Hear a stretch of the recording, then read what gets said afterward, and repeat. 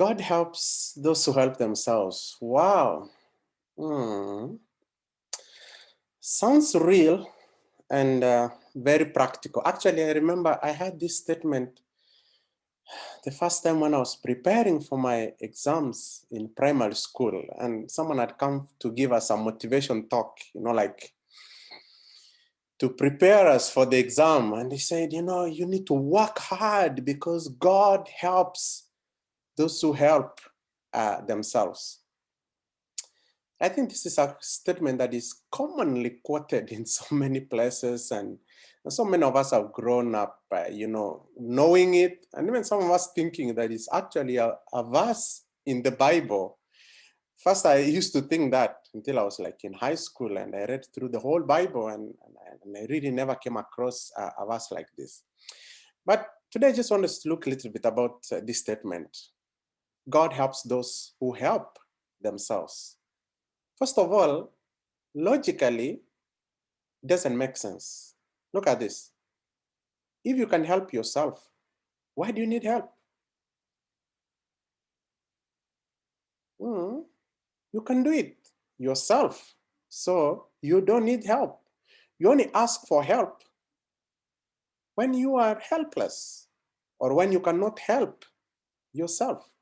Actually, when we look at the Bible also, the fact is that God does not help those who help themselves. It's the opposite. God helps those who are helpless.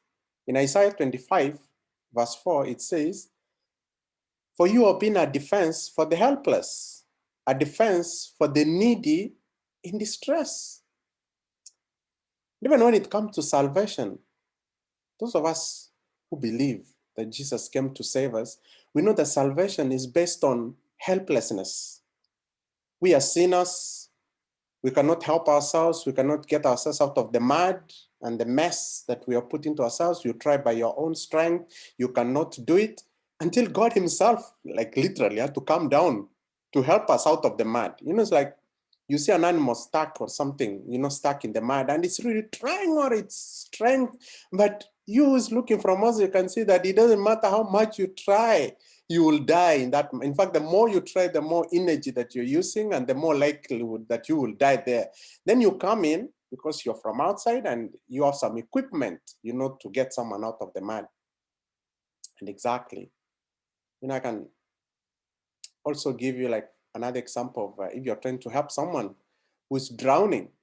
Logically, when you're drowning, the adrenaline tells you, let me fight for my life. And you're there, struggling. And if people want to help you, the professionals will tell you, they will shout to you and tell you, relax. Don't struggle with the water. Let me come and help you.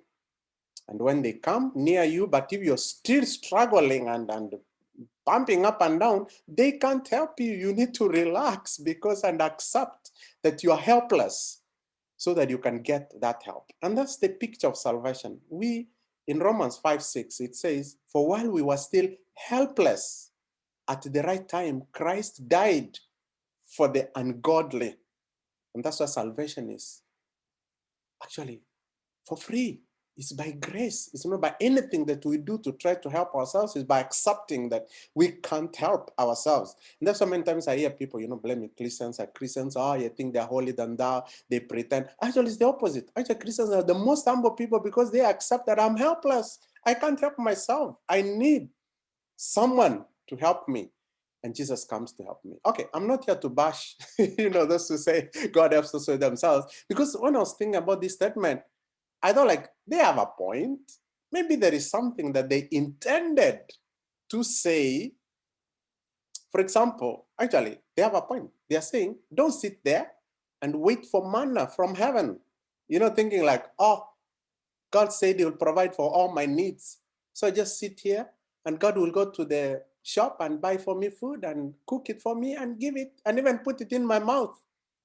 And sometimes people, misuse what we call the grace of God. And they think I don't need to do anything. I just need to relax because God will come and do everything for me.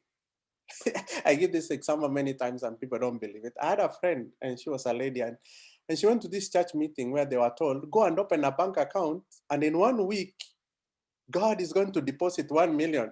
I was like, we were talking and it was like, I was telling her, it's crazy. And then she's like, no, I believe it. God will do it. I said, girl, get out and work and put, even if it means 100 shillings into your account, that means like 10 crowns into your account.